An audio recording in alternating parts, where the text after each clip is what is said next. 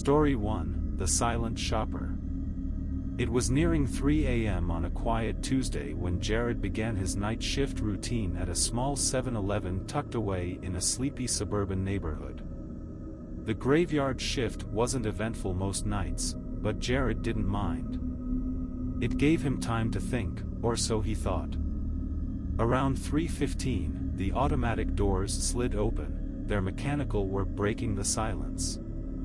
A man stepped inside, his presence immediately unsettling. He wore a long, dark coat that reached his knees, his face obscured by the brim of a hat that cast deep shadows over his features. His movements were slow, almost deliberate, as he wandered down the aisles. Jared called out the standard greeting, his voice steady despite the unease curling in his gut. "Let me know if you need anything." The man didn't respond. He simply moved deeper into the store, pausing occasionally to run his fingers along the shelves. Jared's eyes followed him as he loitered near the frozen food section, standing unnervingly still. "Sir, do you need help finding something?" Jared asked again, louder this time. The man turned slowly, his head tilting slightly to the side. When he finally spoke, his voice was raspy, like dry leaves rustling in the wind. "I'm looking for time." Jared blinked, unsure if he'd heard correctly. Time?" he echoed. The man's lips twitched into a faint smile. Without another word, he moved toward the counter. Jared felt a jolt of apprehension as the man reached into his coat, pulling out what looked like a small, antique pocket watch. Its glass was cracked, and the hands spun wildly, never settling on a number. "Do you know what it means?" the man asked, holding the watch out for Jared to see. Jared hesitated, his eyes locked on the erratic movement of the watch's hands. "I don't." Before he could finish, the man leaned closer, his voice dropping to a whisper. "It's broken, like everything else." "Like them?" Jared's pulse quickened. "Like who?" The man didn't answer. Instead, he placed the pocket watch on the counter and walked away, his footsteps unnaturally silent. The automatic doors slid open again as he left, and Jared watched him disappear into the darkness outside. Shaking off the encounter, Jared reached for the phone to call his manager. But as he picked up the receiver, the lights in the store flickered violently. The hum of the refrigerators died, plunging the store into an eerie silence. Jared froze, his eyes darting to the pocket watch on the counter. Its hands had stopped spinning, now pointing at midnight. Suddenly, a loud bang echoed from the back storage room. Jared jumped, his heart racing as he grabbed the closest object, a broom, for protection. "Hello?" he called out, his voice trembling. No response. He crept toward the storage room, the darkness pressing in around him. When he reached the door, he hesitated, every instinct screaming at him to turn back. Summoning his courage, he pushed the door open. The room was empty, save for a faint imprint on the dusty floor, a single footprint, too large and misshapen to be human. Jared didn't finish his shift that night. He left the store, abandoning his post and the strange pocket watch. The following morning, he quit his job. Weeks later, the 7-Eleven manager called him. "You wouldn't happen to know where that watch came from, would you?" the manager asked, his voice uneasy. "No," Jared replied, the memory still fresh and raw. "Well," the manager continued, "it's gone. But the weird thing is, every camera in the store stopped recording at 3:16 that night. Almost like someone wanted it to stay forgotten." Jared never stepped foot in another 7-Eleven again. Story 2: The Shadow Behind the Freezer. Casey had been working at the 7-Eleven for 6 months, mostly to fund her college textbooks. The job wasn't glamorous, but it was quiet, especially during her late-night shifts. The routine was comforting, restocking shelves, brewing coffee, and waiting for the occasional customer. But one night, the routine was shattered. It started at 2:45 a.m. Casey was wiping down the counter when she heard the faint sound of footsteps. Glancing up, she expected to see someone entering the store, but the doors didn't move. They remained firmly shut, the street outside empty. "Must be my imagination," she muttered, shaking her head. Minutes later, the sound came again, soft, deliberate footsteps, this time coming from the back of the store, near the frozen food section. Casey frowned.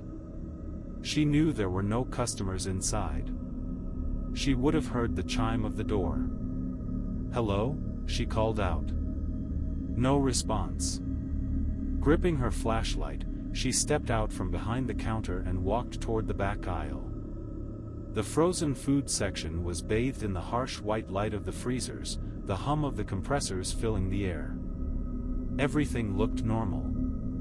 But then she saw it, a smear of condensation on one of the freezer doors, as though someone had pressed their hand against the glass. Casey stopped, her breath hitching. She reached out hesitantly and touched the door. The glass was cold, but the handprint was fresh, slowly fading as the frost reclaimed it. "Who's there?" she demanded, trying to keep her voice steady. Again, no answer. She swung her flashlight around the aisle, its beam cutting through the shadows. That's when she noticed something strange. One of the freezer doors, farther down the aisle, was slightly ajar. Casey approached cautiously, her footsteps echoing on the tiled floor. As she reached the freezer, she hesitated, peering inside. The shelves were lined with frozen pizzas and ice cream tubs, perfectly ordinary. But at the very back, just barely visible through the frosty glass, was a dark shape. It looked like a person, hunched and motionless. "Hey! This isn't funny," Casey said, her voice rising. She reached out to close the freezer door, but as her fingers touched the handle, the lights in the store flickered violently. The compressors groaned, and the temperature in the aisle seemed to plummet. The shadow inside the freezer shifted. Casey stumbled back, her heart racing. She grabbed her phone from her pocket and tried to call her manager, but the screen froze, displaying nothing but static. Then, a sound broke the silence, a low, guttural whisper that seemed to come from everywhere at once. "Cold, so cold." Casey's blood ran cold.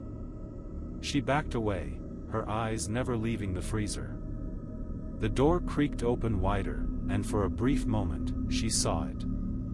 The figure inside was not human. Its skin was pale and translucent, veins visible beneath the surface. Its eyes were wide, black voids that seemed to pull the light out of the air. And its mouth twisted into an unnatural grin, sharp teeth glinting in the dim light. Casey didn't wait to see what it would do next. She turned and ran, not stopping until she was outside, gasping for air under the neon glow of the 7-Eleven sign. She called the police from her car, but when they arrived, they found nothing unusual. The freezer was closed, the shelves neatly stocked, and the cameras had mysteriously stopped recording around 2:46 a.m. Casey never returned to that 7-Eleven. She quit the next day, but the memory of those black, empty eyes haunted her dreams. Months later, she overheard a conversation at a coffee shop.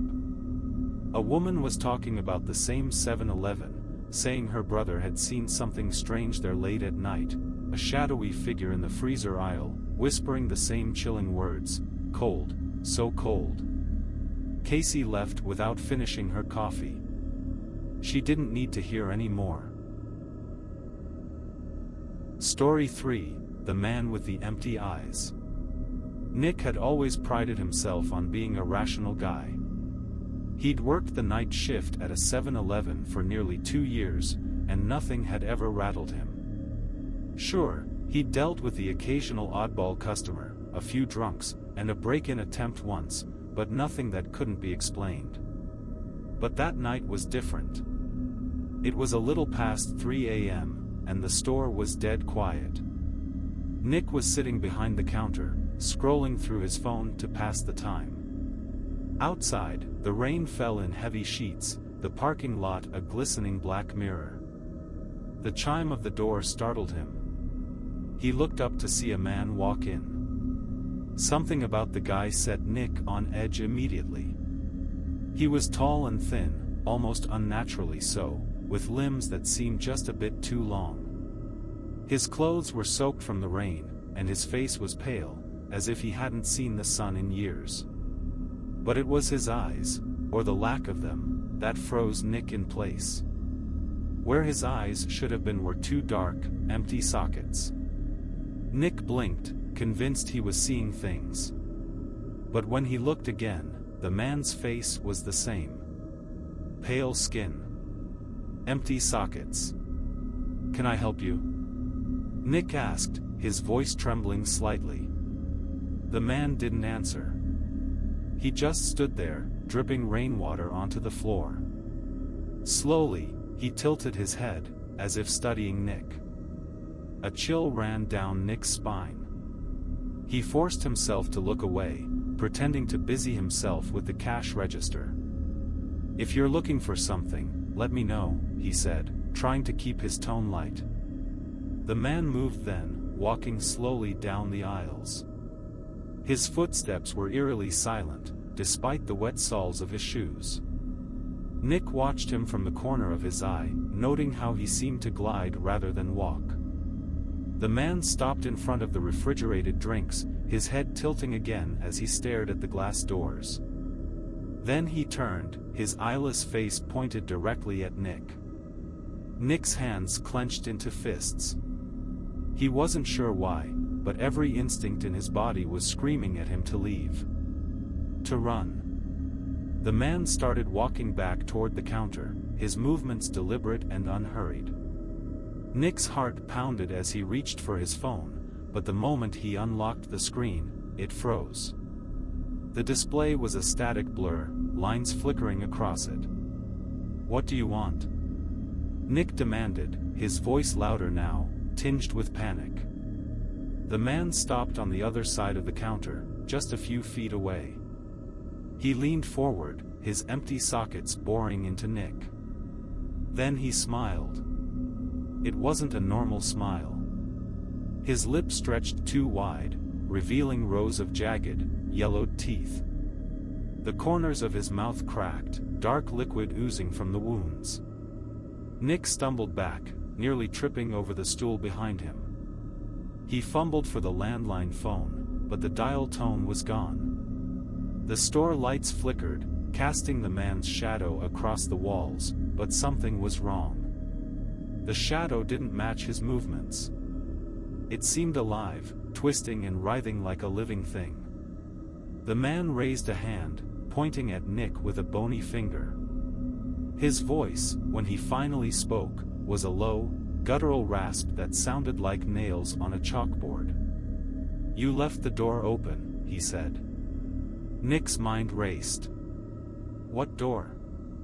The man's grin widened as he stepped back, merging into the shadows.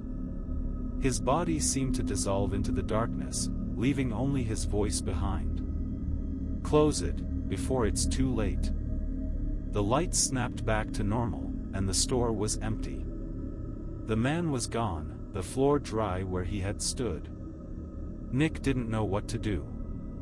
He checked the cameras, but they showed nothing unusual, no man, no shadows, no flickering lights.